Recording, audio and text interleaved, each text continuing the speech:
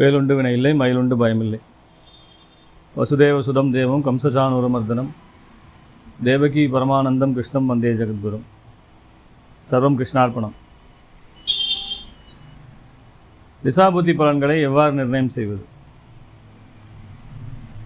இதுதான் ஒரு $1 மில்லியன் கொஸ்டின்ங்க. ஏன்னா நம்ம வாழ்க்கையை முடிவு பண்ணுறதே திசாபுத்தி பலன்கள் தான். நமக்கு நல்லா தெரியும். பாரம்பரியமாகட்டும், கேபி ஆகட்டும், நாடி முறைகளாகட்டும், இந்த விம்சோத்தரி என்று சொல்லப்பட்ட இந்த திசாபுத்திகள் 120 வருடம், அதனுடைய கணிதம் எல்லாரும் ஜோதிடருக்குமே தெரியும். நம்ம புதுசாக ஒன்றும் சொல்ல வேண்டியதில்லை. அடுத்து இந்த திசாபுத்தி நமக்கு என்ன செய்ய போகுது அப்படிங்கிறது தான். அது கையில் என்னத்தை வச்சுருக்கு, என்ன மறைச்சி வச்சுருக்கு. அது ஒரு ட்ரெஷர் பாக்ஸாகவும் இருக்கலாம், இல்லைன்னா அது என்னவாக இருக்கலாம், ஒரு வெடிகுண்டு, ஒரு டைனமைட்டு கூட உள்ளே வச்சுருக்கலாம். திறந்து பார்த்தா தான் தெரியும் அது வெடிக்க போகுதா இல்லை நம்ம கொடுக்க போகுதா அப்படின்னு. ஸோ வயதுக்கு தகுந்தாற் போல் இதனுடைய பலாபலன்கள் மாறுபடுங்கிறதும் எல்லாருக்கும் தெரியும். இப்போ துலா லக்ன ஜாதகருக்கு சனி ஒரு பலன் தராருன்னு வச்சுக்குவோம். போன வாரம் ஒரு துலா லக்ன ஜாதகம் பார்த்தேன். அவருக்கு சனி 7 நீசமாக இருக்கார். அவர் என்ன சாரம் வாங்கியிருக்காரு அப்படிங்கிறது ஒரு விஷயம் இருக்குது. இருந்தாலும் முதல்ல இந்த பலாபலன்களை சொல்லும்போது என்ன சொல்கிறோம், துலா லக்னத்துக்கு சனி யோகத்தை செய்வார்னு சொல்கிறோம். யோகாதிபதி அவர் நீசமானதால் அந்த வலு குறையும் அப்படிங்கிற ஒரு விஷயம் அதில் இருக்குது. ஜாதகர் 50 வயதை கடந்திருக்கிறார், 54 வயது கிட்ட. ஸோ இவருக்கு அது என்ன செய்யும் அப்படிங்கிற ஒரு விஷயம் இருக்குதா இல்லையா?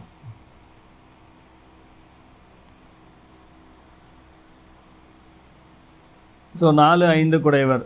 துலா லக்னத்துக்கு சனி யாருங்க? 4க்கும் 5க்கும் உடையவர். 7 போய் நீசமாகிறார். அதாவது 4ஆம் அதிபதி 7 இருப்பது சிறப்பு, 5ஆம் அதிபதி 7 இருக்கிறது சிறப்பு. 4க்கு 4ஆம் பாவம் 7ஆம் பாவம், பாவத்பாவ ரீதியாக சொத்துக்கள் பெருகணும். அதே போல் 5 குடையவர் 7 இருக்கார் அப்படிங்கும்போது பூர்வீகம், பூர்வ புண்ணியம் 7 இருக்குது. கலத்திரத்தின் வழியாக பொருளாதார விஷயங்களில் லாபம் சம்பாதிப்பது, இப்படி நாம் பாரம்பரியத்தில் நிறைய விஷயங்களை சொல்லிகிட்டே போகலாம். ஆனால் இந்த கடந்த இப்போ சனி திசை ஆரம்பித்து அவருக்கு 3 வருஷம் ஆகுதுன்னு வச்சுக்கோங்களேன். சனி புத்தி முடிகிற கண்டிஷனில் இருக்குது. ஒன்றும் பெரிய பாசிட்டிவிட்டிலாம் இல்லை. மனைவி வகையாக ஒரு பெரிய இதுவோ, குழந்தைகள் வழியாக ஒரு பெரிய மனசுக்கு சந்தோஷமோ. ஏன்னா 5ங்கிறது குழந்தை, 7ஆம் பாவங்கிறது திருமண பாவம். அந்த மாதிரி அந்த குழந்தைக்கு திருமணம் செஞ்சு பார்க்கலாம் அப்படிங்கிற எண்ணங்கள் அவருக்கு இருக்குது. ஆனாலும் அந்த நிறைவேறவே இல்லை. அந்த எண்ணங்கள் எதுவுமே நிறைவேறலை. ஏதோ ஒரு ஆண்ட முன்னத்தில் ஒரு வேலையில் இருந்துகிட்ருக்காரு, அதனால் அது ஓடிட்டுருக்கு அவருக்கு, அவ்வளோதான். இதே ஜாதகர் நான் ஏன் சொல்கிறேன்னா, இதுவே ஜாதகருக்கு 20 வயசாக இருந்ததுன்னா என்ன கேள்வி இருக்கும், என்ன மாதிரி விஷயங்களை சனி கொடுப்பார் அப்படிங்கிறது இருக்கா இல்லையா? அப்போ திசாபுத்தி பலன்களை நிர்ணயம் செய்வதற்கு வயது ஒரு முக்கியமான ஒரு காரணியாக, ஒரு டிசைடிங் ஃபேக்டராக இருக்கிறது. ஏன்னா 20 வயசுக்கு மேலே அவருக்கு சனி திசை நடந்து வேலை செய்யும்போது அவருக்கு திருமணம் ஆக வேண்டும், குழந்தை குட்டிகள், அவர் வாழ்க்கையில் லைஃப்பில் பொருளாதார ரீதியாக நல்ல ஒரு, ஏன்னா 20 வயசுக்கு அப்புறம் தான் அவர் டிகிரி முடித்து வெளியில் ஒரு வேலையை தேடக்கூடிய அமைப்பு இருக்கும்.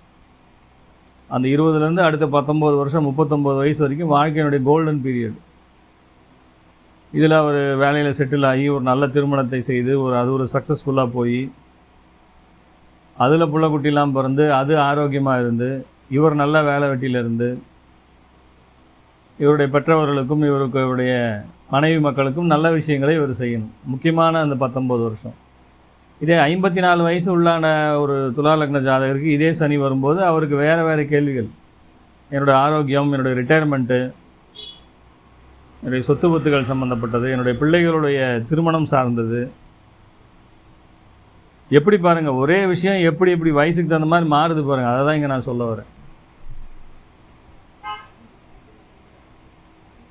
ஸோ இந்த அடிப்படை விஷயத்தை, இதுவே ஒரு பிறந்த குழந்தை சனி திசையோட பிறக்குதுன்னு வைங்க, துலா லக்னத்தில் கர்ப்பத்தில் சென்றது போக ஒரு 15 வருஷம் மிச்சம் இருக்குது. அதுக்கு நீங்கள் என்ன பலன் சொல்லுவீங்க? சார் ஒரே துலா லக்னம் தான், சனி இருக்கிறது ஒரே வீடு தான், சனியினுடைய சாரமும் ஒரே சாரம் தான், எந்த மாற்றமும் கிடையாது. ஆனால் வயசு மட்டும் வேறு வேறு வயசு.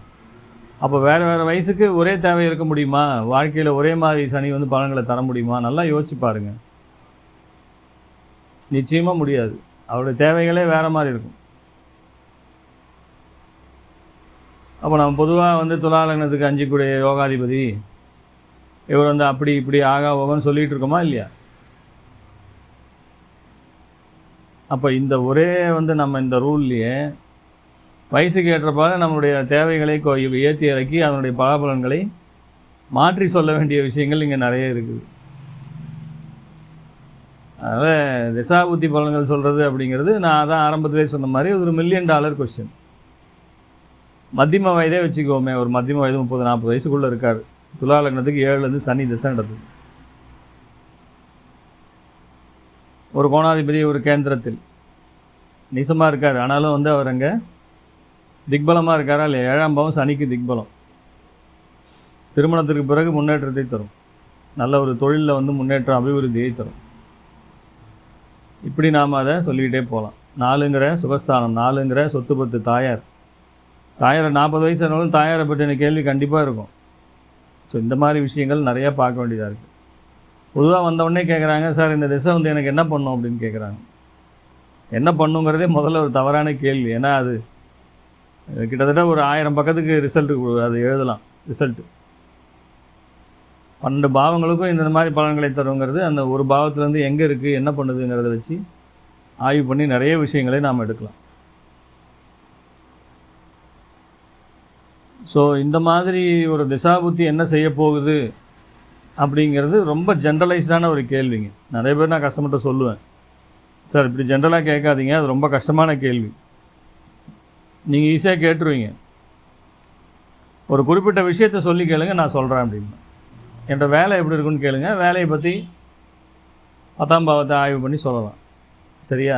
குடும்பம் எப்படி இருக்குன்னு கேளுங்க, சொல்லலாம். இல்லை என் மகனுக்கோ மகளுக்கோ என்னது ஒரு பர்டிகுலரான ஒரு கேள்வியை கேளுங்க. தொழில், சொந்த தொழில் பண்ணுறேன் சார் எப்படி இருக்குன்னு கேளுங்க.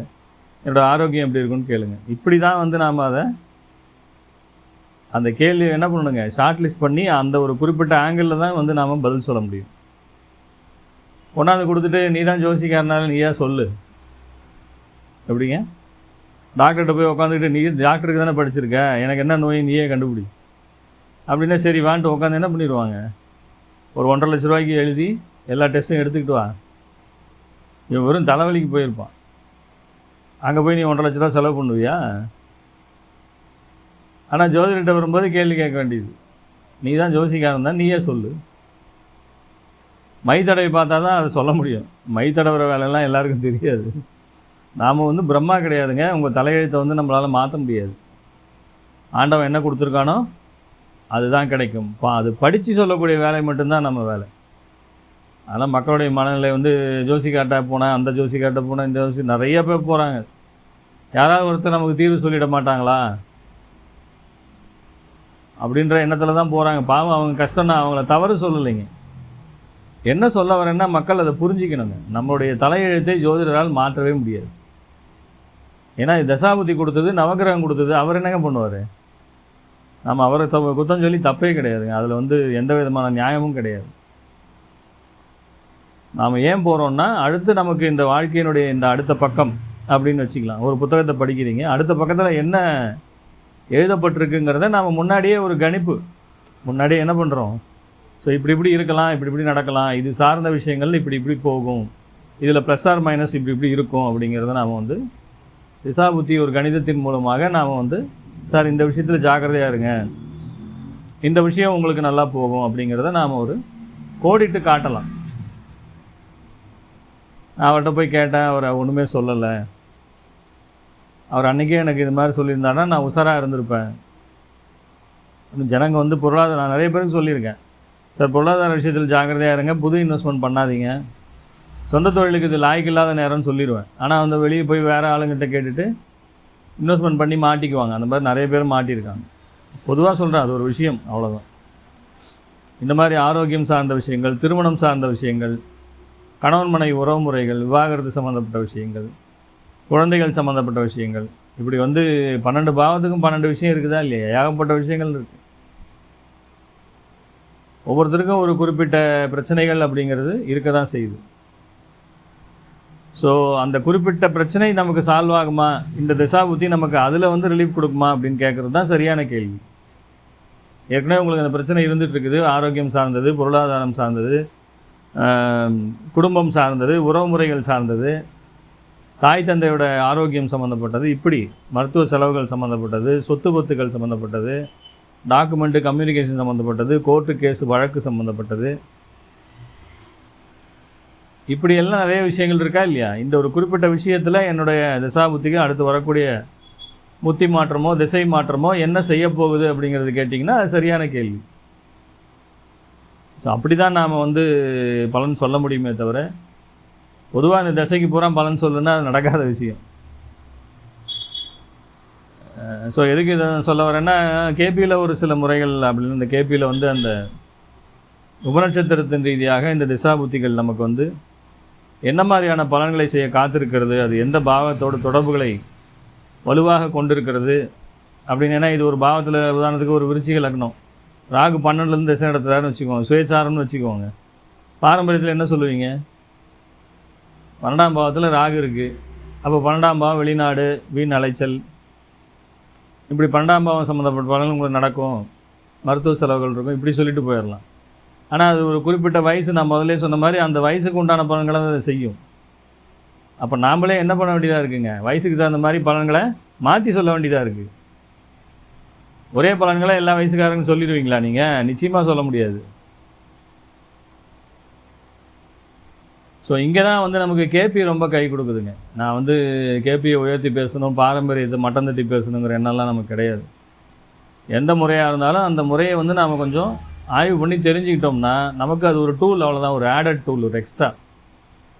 அது நமக்கு சரியாக கைட் பண்ணுது. அப்படிங்கும்போது நாம் ஏன் அதை எடுக்கக்கூடாது அப்படிங்கிறது தான் விஷயம்.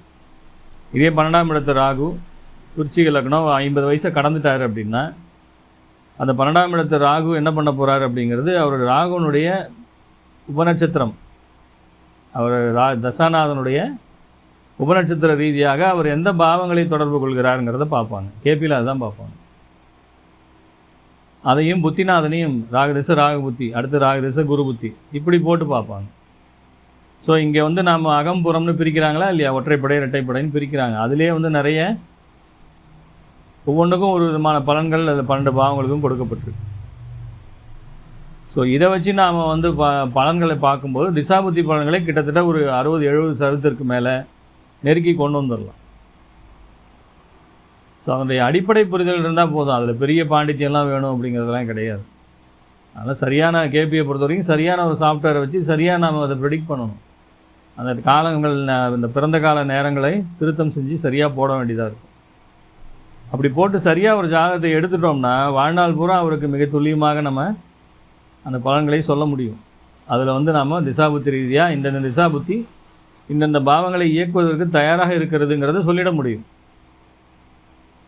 இதே 12ஆம் பாவத்தில் இருக்கிற அந்த ராகுவே துஸ்தான தொடர்பில் இருந்தால் உங்களுக்கு பிரச்சனை தரப்போகுதுங்கிறத சொல்லிடலாம். இதுவே வந்து இரட்டைப்படை பாவங்கள் பொருளாதார ரீதியாக வளர்ச்சியை தரப்போகுதுனாலும் அதையும் சொல்லிடலாம். இல்லை நீங்கள் இன்வெஸ்ட்மெண்ட் போகாதீங்க, உங்களுக்கு பிரச்சனை வரும் அப்படிங்கிறதையும் தெளிவாக சொல்லிடலாம். ஸோ இந்த மாதிரி ஒரு சில டூல்களை பயன்படுத்தி இந்த திசாபுத்தி பலன்களை நிர்ணயம் செய்வதிலே நாம் வந்து அதை என்ன பண்ணிக்கணுங்க, அந்த நம்ம ஸ்கில்லை வந்து ஷார்பன் பண்ணிக்கணும், வேறு ஒன்றும் இல்லைங்க. இந்த மாதிரி நிறைய டூல் இருக்குங்க. ஸோ நம்ம இந்த பாவாதிபதி அந்த பாவத்தில் இருக்காருன்னு சொல்லியே என்ன பண்ணிட்டோங்க, நம்ம ஜோதிடத்தையே தொலைச்சிட்டோங்க. அந்த மாதிரிலாம் முயற்சி பண்ணாதீங்க, அது தவறான வழிங்க. ஸோ மீண்டும் இதை பற்றி அடுத்த வீடியோவிலே தெளிவாக பார்க்கலாம். சர்வே ஜனா சுகினோ பவந்து. சர்வம் கிருஷ்ணார்ப்பணம்.